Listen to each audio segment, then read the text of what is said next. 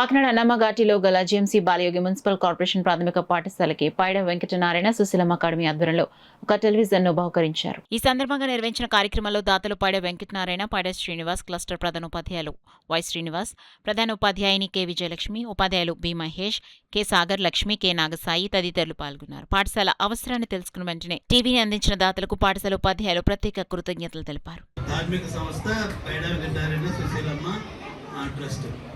దాని నుంచి మీకు ఇవన్నీ ఇవ్వగలుగుతున్నాం. మేము మా కుటుంబ సభ్యులే మా ట్రస్ట్లో మెంబర్లు. సరే, మీరు బాగా చదువుకోండి. మన చెప్తున్నాను, జీవితంలో వృద్ధిలో రావాలంటే ఇప్పటి నుంచే బాగా చదువుకొని మంచి మార్కులు తెచ్చుకొని క్రమశిక్షణతో ఉండి ఉపాధ్యాయులు చెప్పిన మాటలు విని పరీక్షలు బాగా రాసి, అలాగే ఇంటి దగ్గర మీ తల్లిదండ్రులకి గౌరవిస్తూ ప్రేమ చూపిస్తూ అల్లరి చేయండి, తక్కువ చేయండి, ఎక్కువ చదువుకోండి. అర్థమైందా? సరే, మీకు ఇవన్నీ గుర్తుపెట్టుకుని మీరు వృద్ధిలోకి రావాలని చెప్పి నేటి బాలలే రేపటి పౌరులు.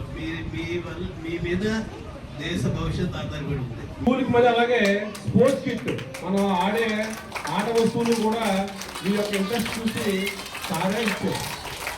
మరియు మనం లాస్ట్ అడిగాం, సార్ మాకు ఏం అవసరం లేదు, ఒక్క టీవీ చాలు సార్ మాకు ఫస్ట్ సెకండ్ కలిపి అని. అప్పటికి సార్ ఒకసారి ఆలోచించి ఇంకా పాపం మొన్న సడన్గా ఫోన్ చేసి, సార్ మీరు లెటర్ ఇవ్వండి, మేము టీవీ ఇస్తాం సార్ అని చెప్పేసి చాలా చక్కని శుభవార్త మనకు చెప్పడం జరిగింది.